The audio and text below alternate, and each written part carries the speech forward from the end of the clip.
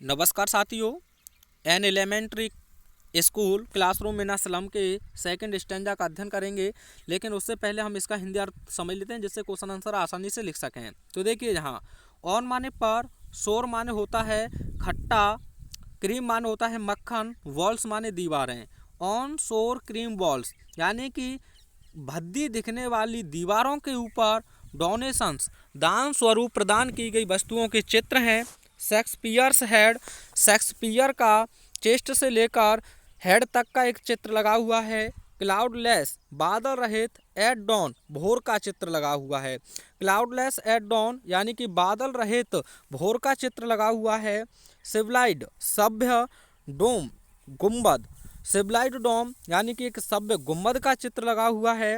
Riding, riding माने वैसे होता है सवारी करना, लेकिन जो मार्ग दिखा रहा है ऑल सिटीज सभी शहरों को। सिविलाइड डोम राइडिंग ऑल द सिटीज सभी मार्गों को दिखा रहा यानी सभी शहरों को मार्ग दिखा रहा एक सभ्य गुंबद का चित्र लगा हुआ है। वेल्ड सुंदरता को धारण किए हुए, फ्लावरी पुष्पों से भरी हुई, टायरोलेस यानी कि एक टायरोलेस वैली घाटी का चित्र लगा हुआ है। बेल्ड फ्लावरी टायरोलेस वैली यानी कि सुंदरता को धारण किए हुए, पुष्पों से भरी हुई टायरोलेस घाटी का भी वहाँ चित्र लगा हुआ है। ओपन हैंडेड, ओपन यानी कि खुला हुआ, हैंडेड हाथ से बना हुआ मैप नक्शे का भी चित्र है। ओपन हैंडेड मैप यानी कि हाथ से बना हुआ खुला नक्शे का चित्र है। अवार्डिंग जो पुरस्कृत कर रहा है द वर्ल्ड इस संसार को, इट्स वर्ल्ड इसी की दुनिया से। Open handed map awarding the world it's world यानी कि हाथ से बना हुआ एक खुला नक्शा है जो इस दुनिया को इसकी बाहरी दुनिया से पुरस्कृत कर रहा है।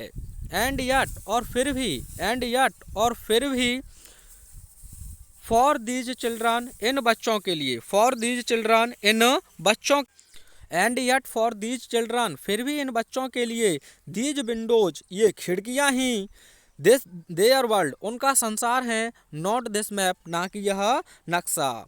यानी कि फिर भी इन बच्चों के लिए ये खिड़कियां ही उनका संसार है, ना कि यह नक्शा, इस नक्शे से उन्हें कोई लेना देना नहीं है। वेयर माने जहाँ, ऑल माने पूरा, देयर फ्यूचर्स उनका भविष्य, पेंटेड पोत दिया गया है, विद द फॉग कोहरे से। Where all their futures painted with the fog जहाँ उनके पूरे भविष्य को कोहरे से पोत दिया गया है। और क्या कह रहे हैं, अ नैरो स्ट्रीट, अ नैरो एक सकरी या कम चौड़ी, स्ट्रीट गली है, सील्ड जो बंदर है, इन अंदर से, with a lead sky with से अ लेड एक शीशनुमा स्काई आकाश से। A narrow street sealed in with a lead sky यानी एक कम चौड़ी या सकरी गली है जो एक शीशनुमा आकाश से अंदर ही बंद है। फार फार बहुत दूर, फ्रॉम रिवर्स नदियों से बहुत दूर हैं, कैप्स अंतरिपों से बहुत दूर हैं, एंड स्टार्स ऑफ बर्ड्स शब्दों के सितारों से बहुत दूर हैं, अर्थात ज्ञान की बातों से बहुत दूर हैं। तो दोस्तों यहाँ आपका फिगर ऑफ स्पीच आया है, मैं बता देता हूँ। यहाँ देखिए, यहाँ तुलना तो की गई है, जो कट्टा मक्खन है उसकी दीवारों से तुलना की गई है, तो यहाँ फिगर ऑफ स्पीच आपका पूछा जा सकता है। तो मेटाफर है, क्या है, मेटाफर यानी रूपक अलंकार। और भी इसमें बेहतरीन बेहतरीन अलंकार हैं। यहाँ देखिए आपका वर्ड रिपीट हुआ है तो रिपीटेशन है, लेकिन अब चलते हैं इसके क्वेश्चंस की तरफ। तो देखिए पहला क्वेश्चन है, what was there on shore cream balls यानी कि भद्दी दीवारों पर क्या थे। तो आप आंसर लिखेंगे ऑन शोर क्रीम बॉल्स यानी कि खट्टी या भद्दी दीवारों पर, देयर वर पिक्चर्स यानी तस्वीरें लगी हुई हैं, गिवर्स देने वालों के द्वारा, इन डोनेशंस जो दान में दी गई हैं, एंड सीनरी और एक तस्वीर है, विद लैंडस्केप्स यानी कि भूदृश्य की, एंड डोम और एक गुम्बद की भी तस्वीर लगी हुई है।